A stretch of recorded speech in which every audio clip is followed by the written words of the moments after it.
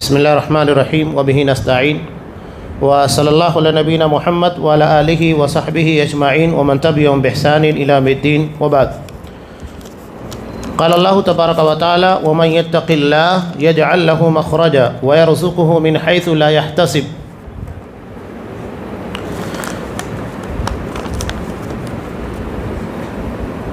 تمام قسم کی تعریفات اللہ رب العالمین وحدہ لا شریک کے لیے لائق و زیبا ہیں، جو ساری کائنات کا تنہا خالق و مالک ہے، اور بے شمار درود و سلام ہوں اللہ کے آخری نبی جناب کریم محمد رسول اللہ صلی اللہ علیہ وسلم کی ذات مقدسہ پر۔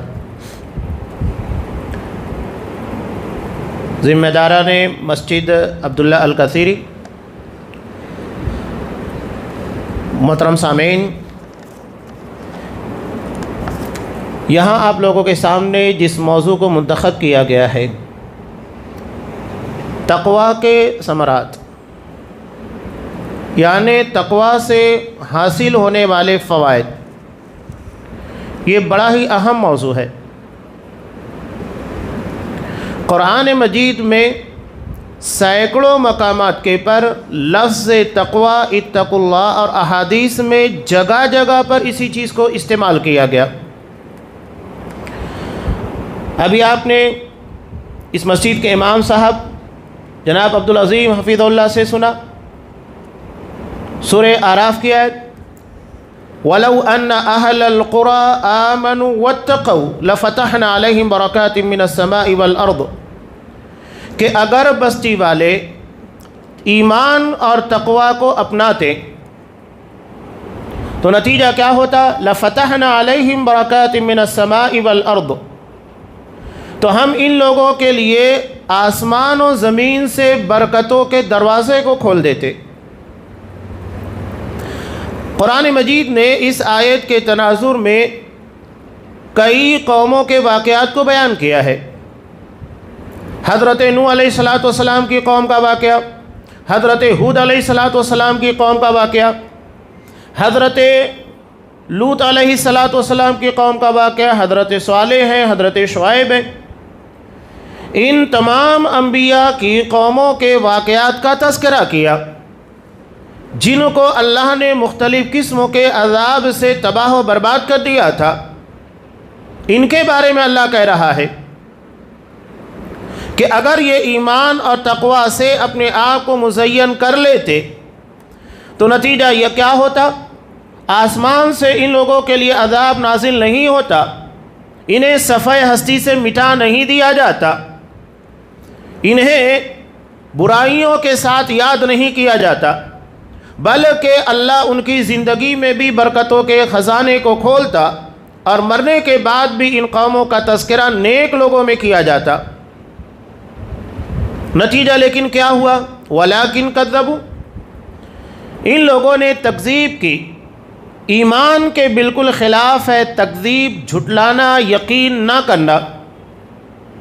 ایمان کا مطلب ہے اللہ کی ذات کے پر، ایمانیات کے جو حصے ہیں، فرشتوں پر، اس کی نازل کردہ کتاب، رسولوں کے پر، تقدیر کے پر، ان چیزوں کے پر ایمان رکھنا، آخرت کے دن پر۔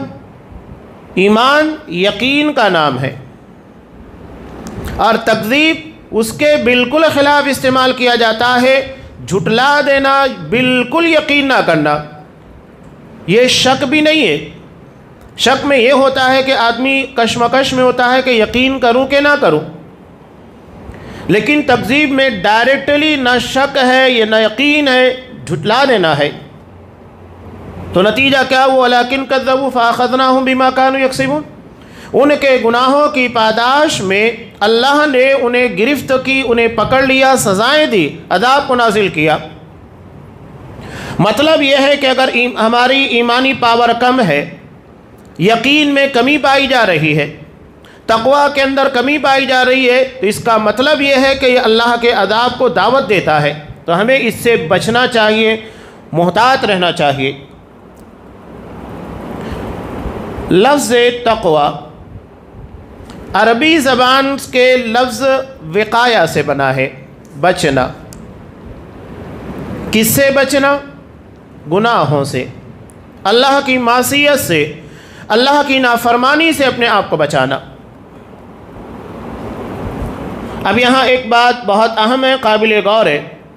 قرآن مجید نے کلمۃ التقوی کہا، سورہ فتح کے اندر استعمال کیا، کلمۃ التقوی وکانوا احق بها واہلها، کہ کلمہ تقوی کے اہل کون لوگ ہیں؟ یہاں کلمہ تقوی سے مراد لا الہ الا اللہ محمد رسول اللہ ہے، جسے کلمہ توحید بھی کہا جاتا ہے، کلمہ طیبہ بھی کہا جاتا ہے۔ اسے کلمہ تقوی کیوں کہا گیا؟ اس لیے کہ اس کلمے کو پڑھنے کے بعد بندہ سب سے بڑے گناہ سے اپنے آپ کو بچاتا ہے۔ وہ اقرار کرتا ہے، سب سے پہلے وہ اس بات کا انکار کرتا ہے، لا الہ، کوئی عبادت کے لائق ہے ہی نہیں، جتنے بھی معبودان باطلا ہیں سب کا انکار کرتا ہے، یعنی اس سے اپنے آپ کو بچاتا ہے۔ اسی لیے اس کو کلمہ تقوی کہا گیا ہے، اپنے آپ کو سب سے بڑے گناہ سے بچانے والا کلمہ۔ اس کے بعد وہ اقرار کرتا ہے کہ الا اللہ، صرف اللہ ہی عبادت کے لائق ہے۔ اسے معلوم ہوا کہ دنیا میں سب سے بڑا متقی وہ ہے جو اپنے آپ کو شرک سے بچاتا ہے، انکار کرتا ہے تمام معبودان باطلا کا، اس لیے کہ جو جتنے بڑے گناہ سے بچے گا اتنا بڑا متقی بنے گا۔ تو جب ہم سب سے بڑے متقی بننا چاہتے ہیں تو لازم ہے کہ شرک کی قبیل کی تمام چیزوں سے اپنے آپ کو محفوظ رکھے، اور اس کے بعد پھر دیگر گناہ ہیں، چاہے وہ بدعات ہوں جو نبی کریم صلی اللہ علیہ وسلم کی سنت آپ کی اتباع کے خلاف آ کر کھڑے ہوتی ہو، یا دیگر حلال و حرام کے درمیان کی چیزیں کہ حلال کو سمجھتے ہوئے بھی اس کو اپنائیں نہ، اور حرام کو سمجھتے ہوئے بھی اس کو اختیار کریں، اسی کے پر عمل کریں۔ تو کلمہ تقوی توحید کو کہا گیا ہے، کلمہ توحید کو جس میں شرک سے بچنے کا اقرار کیا جاتا ہے، تمام معبودان باطلا کا رد ہے۔ اب ہم دنیا میں دیکھتے ہیں کہ بہت سارے اپنے آپ کو متقی پارسا کہتے ہیں، اگر ان لوگوں کے یہاں پر شرک پایا جا رہا ہے تو اس کا مطلب یہ ہے کہ وہ متقی نہیں ہے۔ سب سے بڑے گناہ کا اقرار کرنے کے بعد بلکہ اس کے پر قائم رہنے کی بنیاد پر وہ متقی کیسے بن سکتے ہیں؟ ناممکن چیز ہے کہ ایک آدمی سب سے بڑے گناہ کا، شرک کا ارتکاب کرے اور اس کے بعد کہے کہ میں متقی ہوں۔ اور شیطان بھی بڑا کائیاں ہے۔ آپ نے دیکھا ہوگا کہ مزارات کے پر جھنڈے لگے ہوتے ہیں، جھنڈے کے پر لکھا ہوتا ہے لا الہ الا اللہ محمد رسول اللہ، کلمہ توحید، کلمہ تقوی لکھا ہوتا ہے، اور اسی جھنڈے کے تلے وہ شرک کراتا ہے، بار بار کراتا ہے۔ وہ اللہ کو چھوڑ کر غیر اللہ کے سامنے سجدہ ریز کراتا ہے، اللہ کو چھوڑ کر غیر اللہ سے مدد مانگنے کے لیے لوگوں کو کہتا ہے، لوگ مانگتے ہیں۔ اتنا کائیاں! ہمارا دشمن بہت ذہین ہے، یہ مت سمجھیے کہ وہ بہت بودا ہے، نہیں، وہ بہت ذہین ہے، اور اس نے ہمارے باپ حضرت آدم علیہ السلام کی پیدائش سے ہماری رگ رگ سے واقف ہے۔ تو ہمیں بھی شیطان کی چالوں کے پر بہت گہری نظر رکھنا چاہیے۔ قرآن مجید کہتا ہے شیطان تمہارا دشمن ہے، فاتخذوہ عدوا، تم بھی اسے اپنا دشمن بناؤ۔ قرآن نے کتنی پیاری مثال بیان کی۔ سورہ کہف ہر جمعہ کو ہم تلاوت کرتے ہیں، تلاوت کرنے کا حکم ہے۔ قرآن کہتا ہے کہ وَإِذْ قُلْنَا لِلْمَلَائِكَةِ اسْجُدُوا لِآدَمَ فَسَجَدُوا إِلَّا إِبْلِيسَ، ہم نے فرشتوں کو کہا کہ وہ آدم علیہ السلام کو سجدہ کریں، تمام فرشتوں نے سجدہ کیا سوائے ابلیس کے۔ کان من الجن ففسق عن امر ربی، وہ جناتوں میں سے تھا، اللہ کے حکم سے روگردانی کی، اللہ کے حکموں کے خلاف چلا گیا، اللہ کے حکموں کو نہیں مانا۔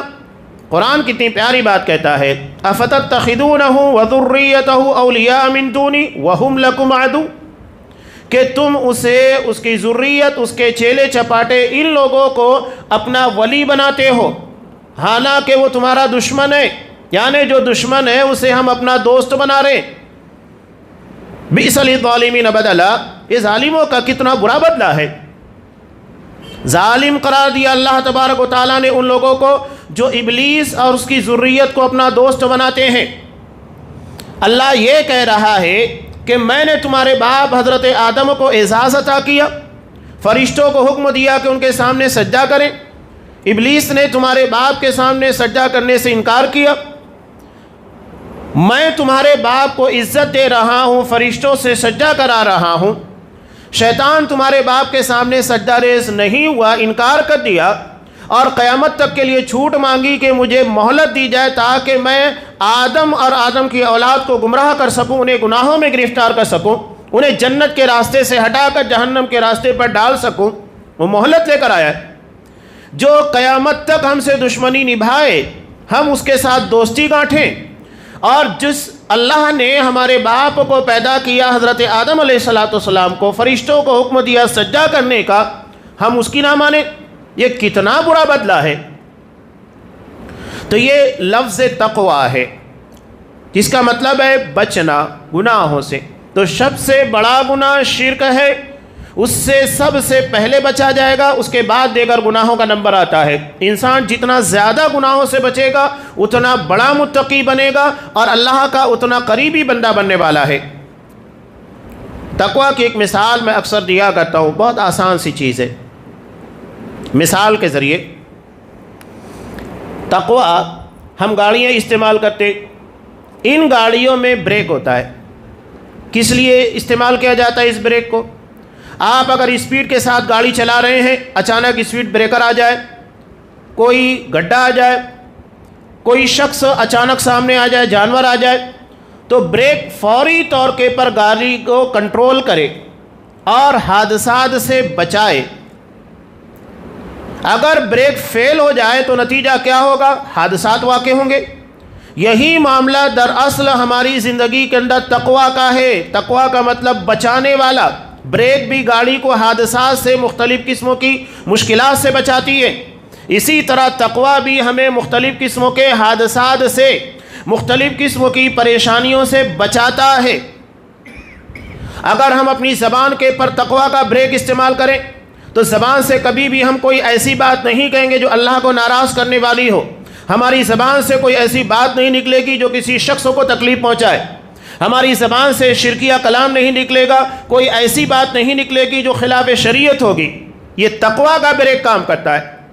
अगर तक़वा अगर हमारे अंदर होगा तो मामलात के अंदर हम कहीं पर भी हराम का इर्तिकाब नहीं करेंगे, ये रोक देगा फौरी तौर के पर।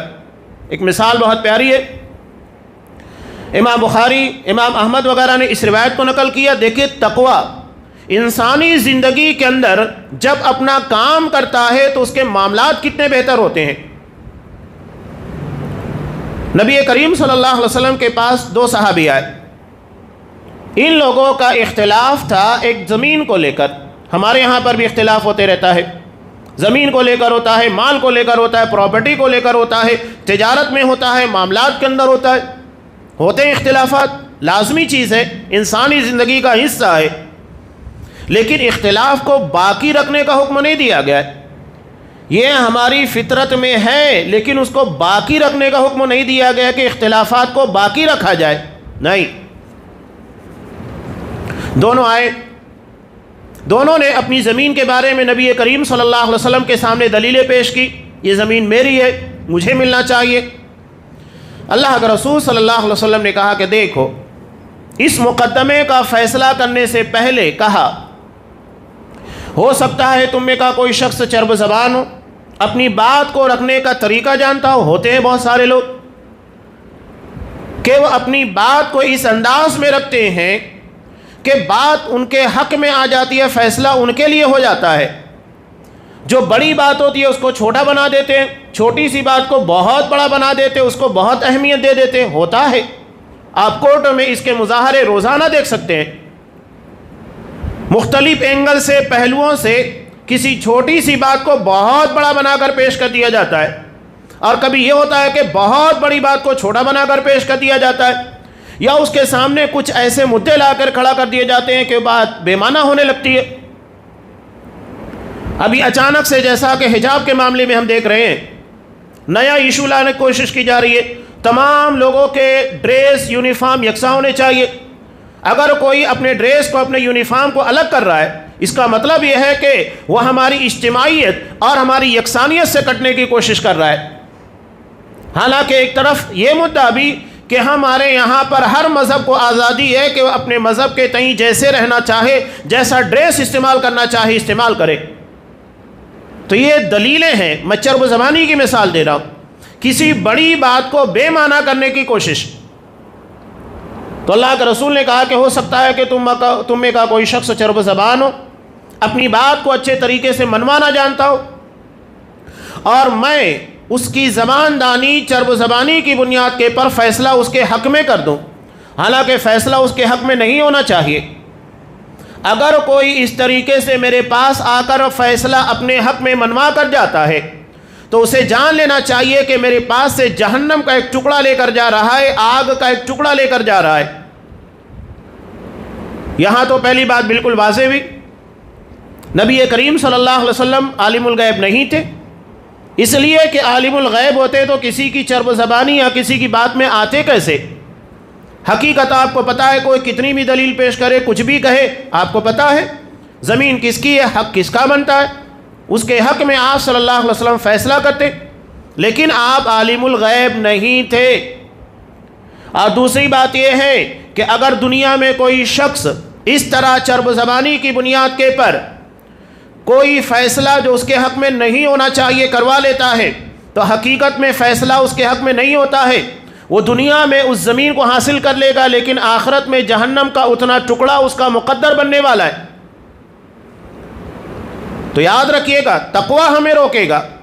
جیسے ہی آپ صلی اللہ علیہ وسلم نے کہا کہ وہ جہنم کی آگ کا ایک ٹکڑا لے کر جائے گا، دونوں صحابی نے کہا کہ اللہ کا رسول، و زمین ہماری نہیں ہے، فوری طور پر انکار کر دیا۔ یہی تقوی ہے کہ اگر شک کے ذریعے بھی وہ چیز ہماری بن جاتی ہے تو قیامت کے دن ہم اللہ کے یہاں پر کیا جواب دیں گے؟ دنیا میں حاصل کر لیں گے لیکن آخرت میں اللہ کے یہاں پر جواب نہیں دے پائیں گے۔ یہی تقوی ہے جو انسان کو کسی بھی غلط بلکہ مشکوک کاموں سے بھی روک دیتا ہے، وہ شبہ والے کاموں کے اندر بھی نہیں پڑتا ہے۔ اسی چیز کو نبی کریم صلی اللہ علیہ وسلم نے اپنی حدیث کے اندر بیان کیا، بہت مشہور روایت جسے امام بخاری نے نقل کیا، الحلال بین والحرام بین وبینہما امور مشبہات، حلال بالکل واضح، حرام بالکل واضح ہے، اور ان دونوں کے درمیان کچھ شبہ والی چیزیں ہیں، یعنی کچھ دلیلوں کی بنیاد کے پر لگتا ہے کہ یہ حلال ہے اور کچھ دلیلوں کی بنیاد کے پر لگتا ہے کہ حرام ہے، شبہ ہوتا ہے۔ تو کیا اگر اس کے پر شبہ کا پردہ آ جائے تو اس کی بنیاد کے پر اس کو استعمال کیا جا سکتا ہے؟ نہیں استعمال کیا جا سکتا۔ آپ صلی اللہ علیہ وسلم نے کہا کہ اگر شبہ پیدا ہو جائے تو ہمیں شبہ کا فائدہ اٹھا کر اسے استعمال نہیں کرنا ہے، بلکہ آپ صلی اللہ علیہ وسلم نے شبہات سے بچنے کا حکم دیا۔ ہاں اگر شبہ کلیئر ہو جائے، جیسا کہ ایک مثال میں آپ کو دے رہا ہوں، امام ترمذی رحمۃ اللہ علیہ نے ایک روایت کو نقل کیا کہ ایک صحابی سے سوال ہوا، الضبع اصید ہی؟ ایک تابعی نے سوال کیا کہ ضبع یہ جنگلات کے اندر پائے جانے والا لکڑ بگا جس کو کہا جاتا ہے، ہائینہ اس کو کہا جاتا ہے، ظاہری اعتبار سے لگتا ہے کہ وہ شکاری ہے، اس کو نہیں استعمال کرنا چاہیے۔ تو انہوں نے سوال کیا الضبع وصید ہی، کہ ضبع یہ ہائینہ کیا اس کو ہم شکار کر سکتے ہیں؟ تو انہوں نے کہا کہ ہاں شکار کر سکتے ہو۔ سوال کیوں پیدا ہوا تھا؟ سوال اس بنیاد کے پر پیدا ہوا کہ وہ شکاری ہے کہ نہیں، وہ شکار ہے یا شکاری؟ اللہ کے رسول صلی اللہ علیہ وسلم نے شکاری جانور یعنی جن کے دانت نوکیلے ہوتے ہیں، پنجے ہوتے ہیں جس سے وہ شکار کرتے ہیں، انہیں استعمال کرنے اور ان کے گوشت کو حرام قرار دیا۔ لیکن یہاں پر ڈاؤٹ یہ ہو رہا تھا کہ وہ گوشت خوری کرتا ہے، مرے ہوئے جانوروں کو کھانے لگتا ہے، شکار نہیں کرتا عمومی طور پر۔ تو سوال یہ تھا کہ اس بنیاد کے پر کیا ہم اسے استعمال کر سکتے ہیں، اس کا شکار کر سکتے ہیں؟ تو صحابی نے کہا کہ ہاں۔ تو انہوں نے مزید اس معاملے کو کلیئر کیا، واضح کیا، کہا کہ آکلوہا، میں اس کو کھا سکتا ہوں؟ کہا کہ ہاں اب انہوں نے تیسرا سوال کیا جو سب سے اہم سوال تھا کہ اقالہ رسول اللہ صلی اللہ علیہ وسلم، کہ کیا یہ بات نبی کریم صلی اللہ علیہ وسلم نے کہی ہے؟ انہوں نے کہا کہ ہاں۔ اب نبی کا نام آ گیا تو اس کے بعد تابعین نے سوال نہیں کیا، یعنی جہاں پر نبی کا حوالہ آ جائے، قرآن کی کسی آیت کا حوالہ آ جائے، اس کے بعد سوال نہیں ہوگا، سوال اس کے پہلے ہوگا۔ جیسے ہی دلیل ہمارے سامنے آ جائے تو ہمیں سوال سے رک جانا چاہیے۔ اب سوال کے آنے کے بعد کنتو پرنتو نہیں کرنا ہے، یہ تقویٰ نہیں ہے۔ تقویٰ یہ ہے کہ اللہ کے حکم کے سامنے اپنے آپ کو جھکا دینا چاہیے۔ حضرت عبداللہ بن مسعود رضی اللہ تعالیٰ عنہ کا بہت پیارا قول بھی ہے، یہ کہتے ہیں کہ تقویٰ یہ ہے کہ اللہ کی اطاعت کی جائے، اللہ کا حکم آ گیا، اپنے آپ کو سرنڈر کر دیا جائے، جھکا دیا جائے، اس کی نافرمانی نہ ہو، اللہ کے حکموں کے خلاف نہیں جانا ہے۔ بنی اسرائیل نے کیا کام کیا تھا؟ حضرت موسیٰ علیہ السلام سے جب یہ سوال ہوا کہ ایک شخص جس کا انتقال ہو گیا ہے، قتل کر دیا گیا ہے، اس کے قاتل کا پتہ نہیں لگ رہا ہے، حضرت موسیٰ علیہ السلام نے کہا کہ ٹھیک ہے، میں اللہ سے دعا کرتا ہوں تمہارے مسئلے کے حل کے لیے۔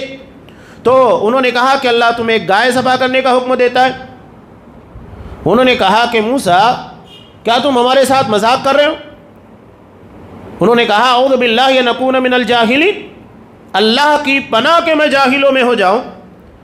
اللہ کے حکموں کے ساتھ مذاق نہیں ہوتی ہے۔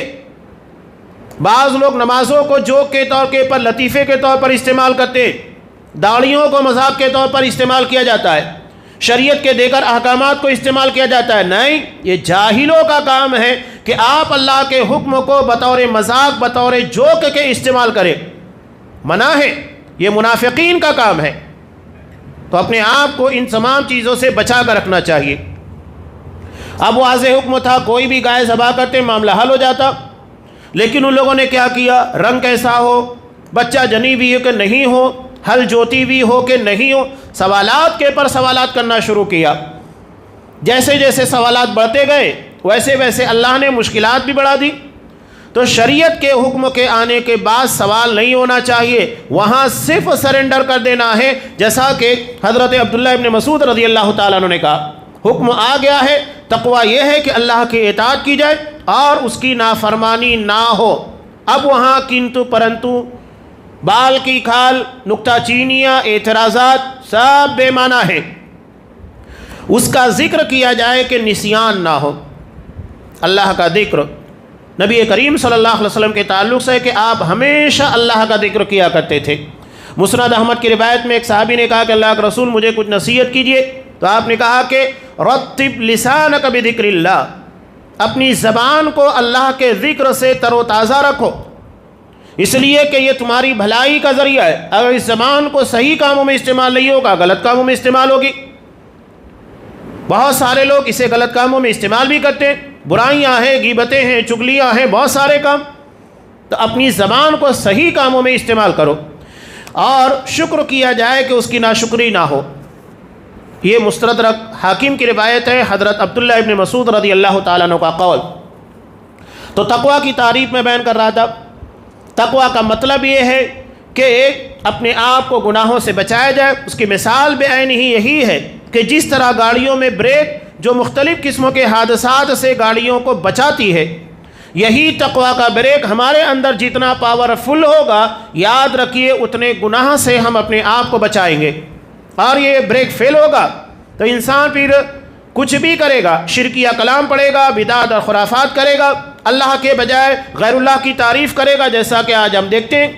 قرآن مجید کہتا ہے کہ وَإِذَا ذُكِرَ الَّذِينَ، کہ جب ان لوگوں کے سامنے وحدہ اشمئزت، صرف اکیلے اللہ کی تعریف بیان کی جاتی ہے تو ان کے دل سکڑنے لگتے ہیں، اور جب اللہ کے علاوہ غیر اللہ کی تعریف کی جاتی ہے، جیسا کہ آج ہم دیکھتے ہیں قبوریوں کے ہاں، قبر پرستوں کے ہاں، اللہ کو چھوڑ کر کہیں شیخ عبد القادر جیلانی کی خوب تعریف ہے، کہیں خواجہ کی ہے، کہیں کسی پیر کی، کہیں کسی ولی کی، اللہ کی تعریف، اس کی عظمت و جلالت آپ کو نہیں ملے گی، تو زبان بے قابو ہو جاتی ہے۔ اللہ کی حمد و ثنا، اللہ کی تعریف، اللہ کی عظمت و جلالت کے بجائے غیر اللہ کی تعریف اور توصیف بیان کی جانے لگتی ہے۔ اگر یہ تقویٰ کا بریک کام کرنا بند کر دے تو انسان حلال و حرام کے درمیان تمیز کھو دیتا ہے۔ تو یہ تقویٰ کا بریک ہے۔ یہاں ایک بہت اہم اور پیاری مثال حضرت کعب احبار رحمہ اللہ ایک تابعی ہیں، حضرت عمر فاروق رضی اللہ تعالیٰ عنہ نے ان سے سوال کیا کہ تقویٰ کیا ہے؟ تو انہوں نے جواب دینے کے بجائے حضرت عمر فاروق رضی اللہ تعالیٰ عنہ سے سوال کیا کہ عمر، آپ کا گزر کوئی ایسے راستے سے ہوا ہو جو بہت تنگ ہو؟ کہا کہ ہاں۔ تو بتاؤ کہ اس راہ سے گزرتے ہوئے تم نے کیا کیا؟ کہا کہ جب میں اس باریک راستے سے گزر رہا تھا، تنگ راستے سے، تو اپنے دامن کو سمیٹ لیا تاکہ آس پاس کی جھنکاڑیاں یا تو اس کے کانٹے، خاردار جھاڑیاں یہ میرے دامن سے نہ الجھ پائیں، اپنے آپ کو بچاتے ہوئے اس راستے سے باہر نکال لیا۔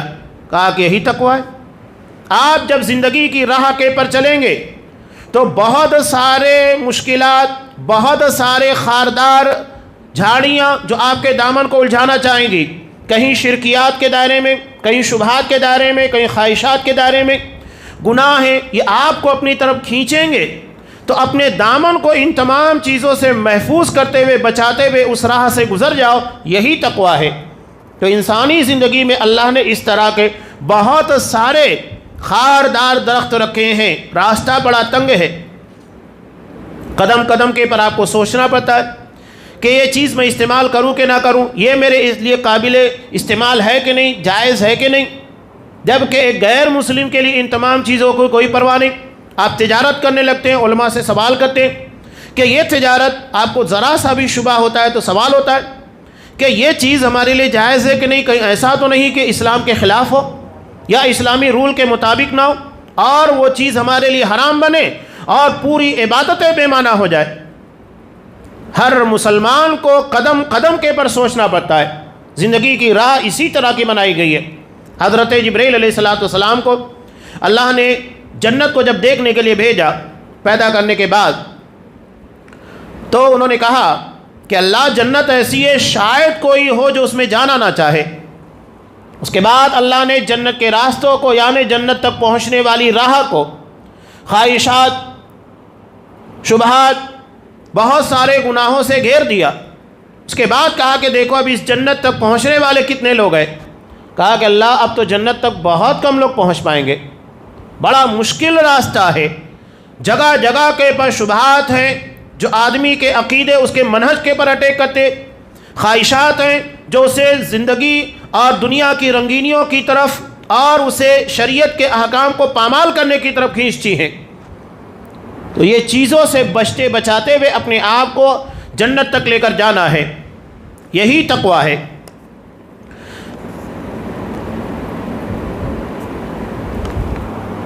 تقویٰ کے تعلق سے قرآن مجید میں آپ دیکھیں بہت سارے الفاظ، بہت سارے مقامات پر اس کا استعمال ہوا ہے۔ میں ایک خاص طور سے ایک آیت کا تذکرہ کرنا چاہوں گا جہاں پر اللہ نے حق تقویٰ کا مطالبہ کیا، تقویٰ کا حق جو ہوتا ہے۔ آپ صلی اللہ علیہ وسلم نے ایک مرتبہ خاص جنگ احد کے موقع پر ایک تلوار تھی، کہا کہ اس تلوار کو کون لے گا؟ تمام صحابی تیار ہو گئے، کہا کہ اللہ کا رسول ہم لیں گے۔ لیکن آپ صلی اللہ علیہ وسلم نے کہا کہ کون اس کو اس کے حق کے ساتھ دے گا، اس کا حق ادا کرنا ہوگا۔ صحابہ پیچھے ہٹ گئے۔ اب حق کو ادا کرنا ہے، آسان کام نہیں ہے۔ صحابہ کو سمجھتا تھا کہ شریعت میں جب کسی کے حق کا مطالبہ کیا جاتا ہے تو بہت اہم ہوتا ہے۔ ایک صحابی حضرت زیاد ابن سکن رضی اللہ تعالیٰ عنہ کھڑے ہوئے، کہا کہ اللہ کا رسول، پتلے دبلے صحابی تھے، کہا کہ یہ دیجیے میں اس کا حق ادا کروں گا، اور انہوں نے اس کا حق ادا کیا۔ تو قرآن نے حق کے تقویٰ کا مطالبہ کیا۔ مشہور آیت جو آپ خطبہ حاجہ میں سنا کرتے ہیں، یا ایھا الذین آمنوا اتقوا اللہ حق تقاتہ ولا تموتن الا وانتم مسلمون، اے ایمان والو اللہ سے ڈرو، تقویٰ اختیار کرو جیسا کہ تقویٰ کا حق ہے، ولا تموتن الا وانتم مسلمون، اور تمہاری موت صرف اسلام کے پر آنی چاہیے۔ اس سے معلوم یہ ہوتا ہے حق کے تقویٰ یہ ہے کہ انسان اپنی زندگی کی آخری سانس تک اسلام کے پر باقی رہے، ورنہ کبھی یہ ہوتا ہے کہ اخیر موقع پر پہنچنے کے بعد اسلام ان کے ہاتھوں سے چھوٹنے لگتا ہے۔ تو ہمیں اپنے آپ کو مرتے دم تک مسلمان رکھنا ہے، یہ حق تقویٰ ہے۔ حالانکہ اس آیت کے نازل ہونے کے بعد صحابہ نے کہا کہ اللہ کے رسول، تقویٰ کا حق کون ادا کر پائے گا؟ تو قرآن مجید کی آیت نازل ہوئی، فاتقوا اللہ ما استطعتم، جتنی استطاعت ہے اتنا اللہ کا تقویٰ اختیار کرو۔ اس آیت کے بارے میں جو میں کہنا چاہ رہا ہوں، جس تناظر میں یہ آیت نازل ہوئی، آگے جو بات بیان کی جا رہی ہے وہ اجتماعیت کی ہے۔ وَاعْتَصِمُوا بِحَبْلِ اللَّهِ جَمِيعًا وَلَا تَفَرَّقُوا، کہ تمام لوگ اللہ کی رسی یعنی قرآن مجید کو مضبوطی سے تھام لو، فرقہ بندی اختیار نہ کرو۔ یہ آسان کام نہیں ہے اجتماعیت کو باقی رکھنا۔ آج ہم دیکھ رہے ہیں کہ ہر جگہ کے پر اجتماعیت کا، مسلمانوں کے درمیان اتحاد و اتفاق کا نعرہ بلند کیا جاتا ہے۔ مسلمانوں کو متحد ہونا چاہیے، مسلمانوں کے درمیان اجتماعیت ہونا چاہیے، سب صحیح ہے، لیکن یہ اجتماعیت کیوں اور کیسے قائم ہو، یہ اہم چیز ہے۔ آج ہم دیکھ رہے ہیں دنیا میں سعودی عرب ایک واحد ملک ہے جس نے کلمہ تقویٰ کی بنیاد کے پر مسلمانوں کو متحد کیا۔ اس کا مطلب یہ ہے کہ مسلمان اور انسان کتنے بھی فرقوں کے درمیان بکھرے ہوئے ہوں، انہیں صرف اسی بنیاد کے پر جمع کیا جا سکتا ہے جو کلمہ توحید ہے، کلمہ تقویٰ ہے، لا الہ الا اللہ۔ عقیدے کی درستگی کے بغیر ہم متحد نہیں ہو سکتے۔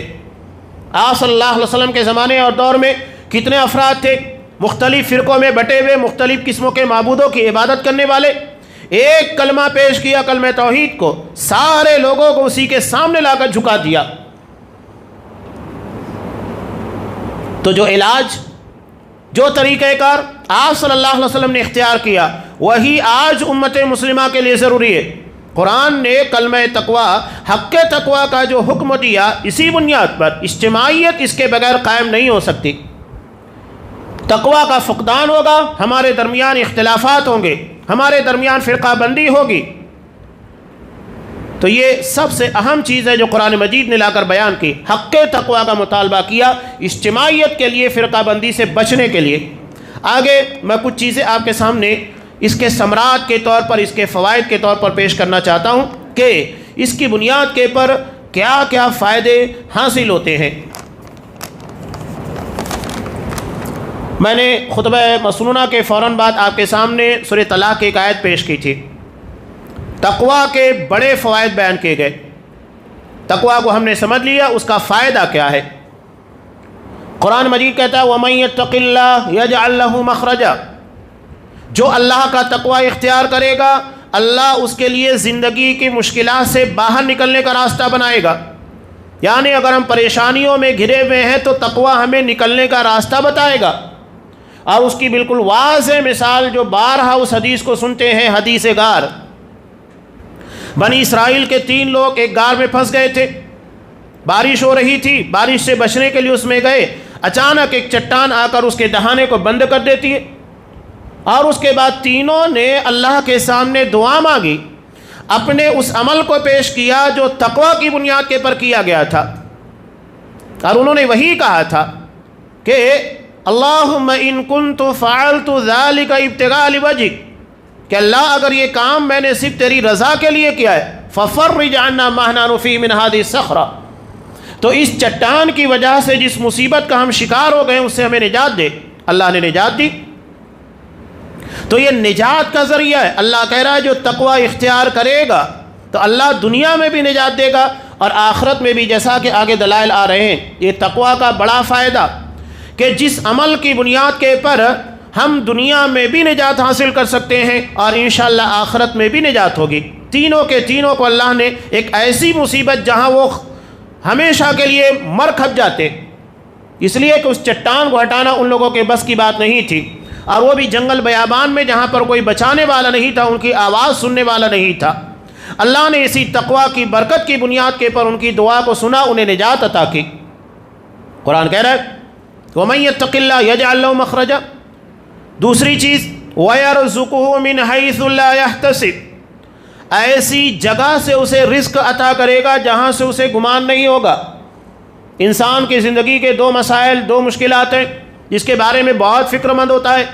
پہلا تو یہی ہوتا ہے کہ زندگی میں کسی مشکل کا شکار نہ ہو جائے، کوئی ایسی پریشانی اس کی زندگی میں نہ آئے جس کی وجہ سے وہ نکل ہی نہ پائے، چاہے وہ جسمانی ہو، صحت، کوئی بڑی بیماری کہ اس کی پوری کمائی اور زندگی کے پورے سرمایے کو ہضم کر لے جائے، یعنی کمائی کے جانے کے ساتھ ساتھ اس کے خرچ کے ساتھ ساتھ انسان کو پریشانیاں تکالیف بھی اٹھانا ہے۔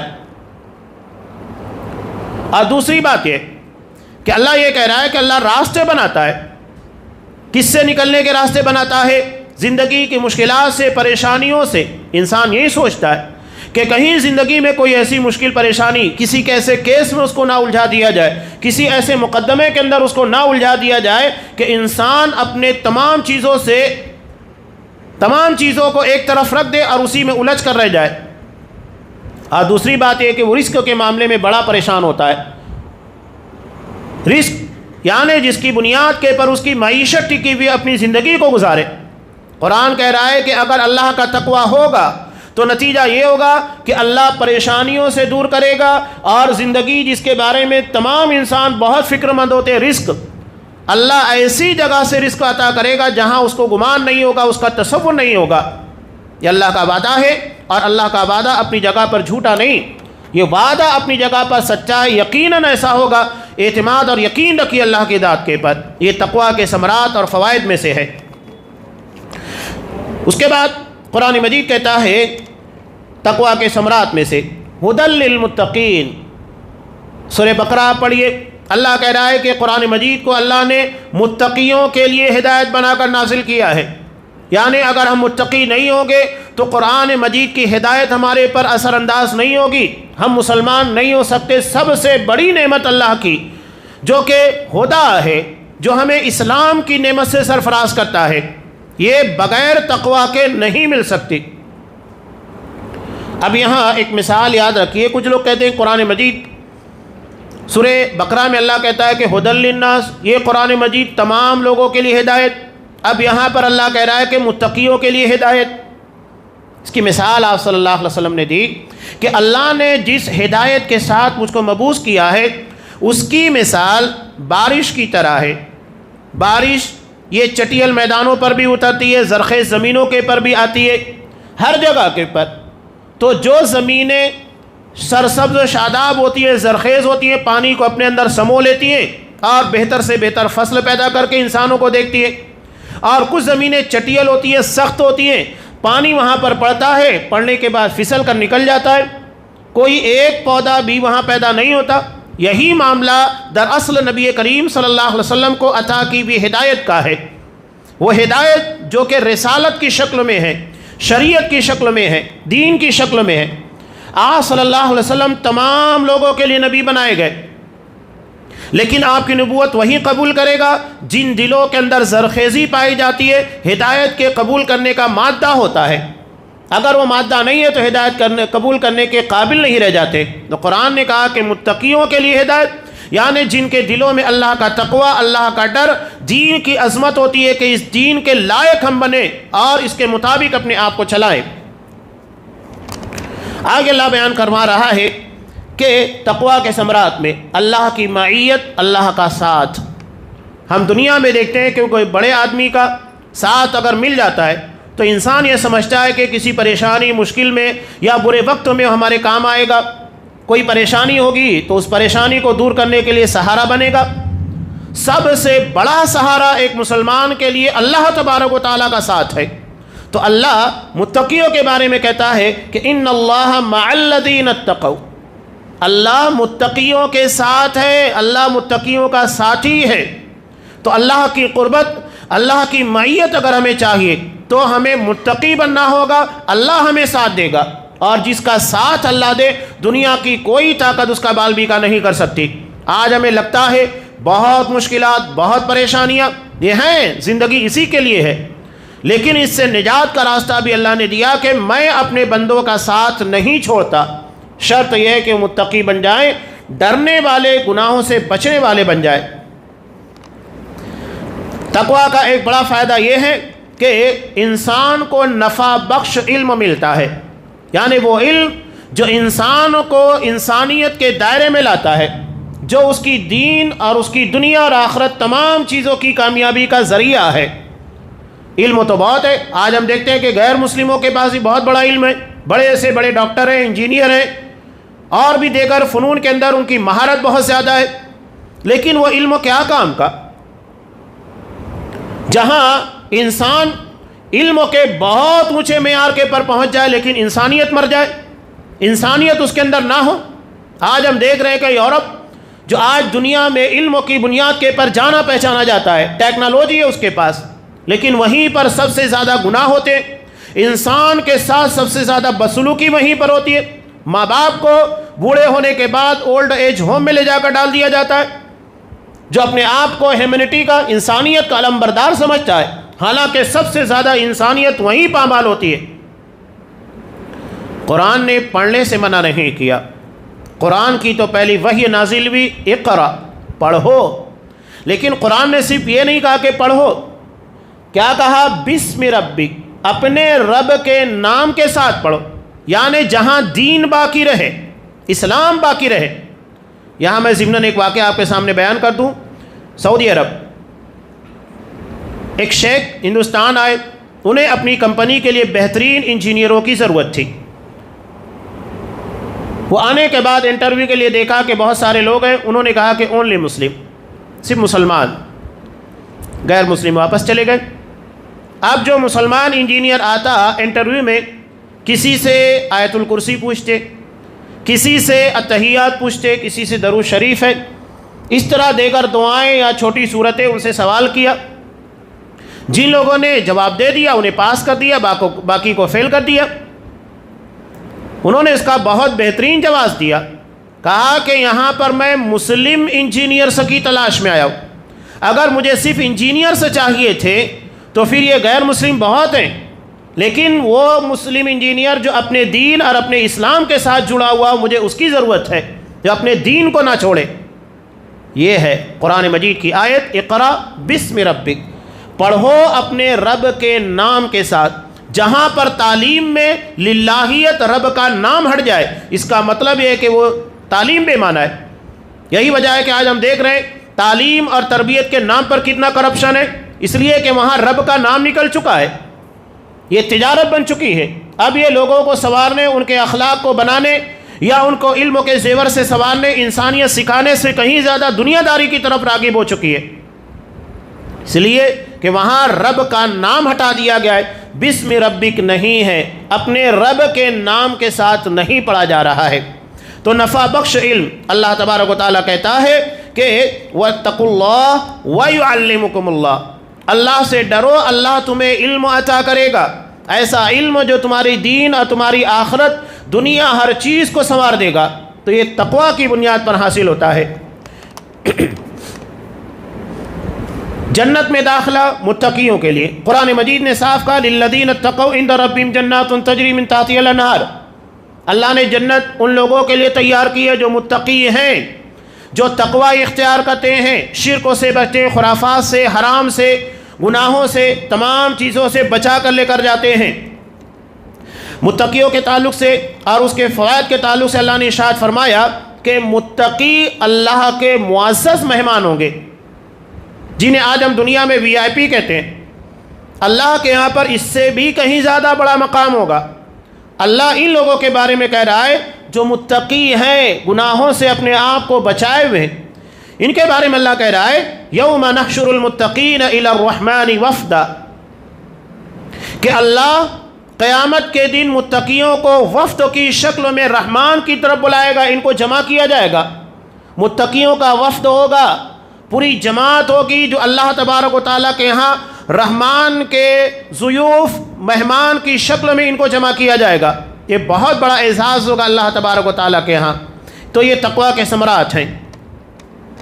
جنت کے تعلق سے اللہ نے بیان کیا کہ جنت کو قریب لایا جائے گا، اس کو سنوارا جائے گا، کن لوگوں کے لیے اللہ بیان کرتا ہے وَأُزْلِفَتِ الْجَنَّةُ لِلْمُتَّقِينَ، جنت کو تیار کیا گیا، سجایا گیا، اسے قریب تر کیا گیا متقیوں کے لیے۔ یہ سارے فائدے کن لوگوں کو حاصل ہو رہے ہیں؟ جو متقی ہیں، اہل تقوی ہیں۔ آگے اللہ بیان فرما رہا ہے ایک بہت بڑی نعمت، وہ ہے اللہ کے عذاب سے محفوظ رہنا، اللہ کے عذاب سے اپنے آپ کو بچائے رکھنا۔ یہ کن لوگوں کو حاصل ہوگا؟ اللہ تبارک و تعالیٰ ارشاد فرما رہا ہے وَيُنَجِّي اللَّهُ الَّذِينَ اتَّقَوْا، اللہ متقیوں کو نجات دے گا، بچا لے جائے گا۔ یہ بہت بڑی اللہ کی نعمت ہے، اس لیے کہ قیامت کے دن حضرت عمر فاروق رضی اللہ تعالیٰ عنہ کا بہت پیارا قول ہے، وہ کہتے ہیں کہ اللہ میری تمام نیکیوں کو قبول کر لے اور ان نیکیوں کے بدلے میں مجھے صرف جہنم سے نجات دے دے، یہ میرے لیے اس دن کی سب سے بڑی کامیابی ہوگی۔ قرآن بھی بیان کرتا ہے اسی چیز کو کہ جسے جہنم سے بچا لیا گیا، جنت میں داخل کر دیا گیا، سب سے بڑی کامیابی ہے۔ جہنم سے بچا لیا جانا، جس کے عذاب کے بارے میں اللہ کا رسول نے کہا کہ ایک جہنمی کو صرف ایک لمحے کے لیے جہنم میں ڈالا جائے گا، اس کے بعد جب جہنم سے نکالا جائے گا اللہ سوال کرے گا کہ کیا تجھے زندگی کا کوئی حسین پل یاد ہے؟ وہ کہے گا نہیں۔ ایک لمحہ جہنم کا زندگی کی تمام نعمتوں کو، تمام خوشیوں کو، تمام بہاروں کو، اچھائیوں کو بھلا دے گا۔ تو یہ بہت بڑی نعمت ہے کہ اللہ کہہ رہا ہے کہ اللہ متقیوں کو عذاب جہنم سے محفوظ رکھے گا۔ سورہ مریم میں بھی اللہ نے بیان کیا وَإِن مِّنكُمْ إِلَّا وَارِدُهَا كَانَ عَلَىٰ رَبِّكَ حَتْمًا مَّقْضِيًّا، ہر کسی کو جہنم کے اوپر سے گزرنا ہوگا، یہ تمہارے رب کا بالکل لازمی فیصلہ ہے۔ پل صراط کے بارے میں، پل صراط کہاں رکھا جائے گا؟ جہنم کے اوپر رکھا جائے گا، کوئی شخص اسے پار کیے بغیر جنت میں نہیں جا سکتا۔ نبی کریم صلی اللہ علیہ وسلم نے کہا کہ ایسا وقت ہوگا کہ کوئی کسی کا پرسان حال نہیں ہوگا، یہ تمام لوگوں کو بیگانہ کر دے گا۔ کوئی کسی کے بارے میں، شوہر اپنی بیوی، بیوی اپنے شوہر، ماں باپ، کوئی رشتہ دار کسی کے بارے میں نہیں سوچے گا، ہر کوئی یہ سوچے گا کہ میں کیسے نجات پا جاؤں۔ یہ بہت اہم چیز ہے۔ قرآن کہہ رہا ہے کہ ہر کسی کو وہاں پر سے گزرنا ہوگا، تو کن لوگوں کو اللہ بچائے گا؟ ثُمَّ نُنَجِّي الَّذِينَ اتَّقَوْا، ہم ان لوگوں کو نجات دیں گے جو متقی ہیں، جو دنیا میں گناہوں سے بچتے تھے، آج انہیں پل صراط کے پر نجات عطا کی جائے گی۔ تو یہ تقویٰ کے ثمرات اور برکتیں ہیں۔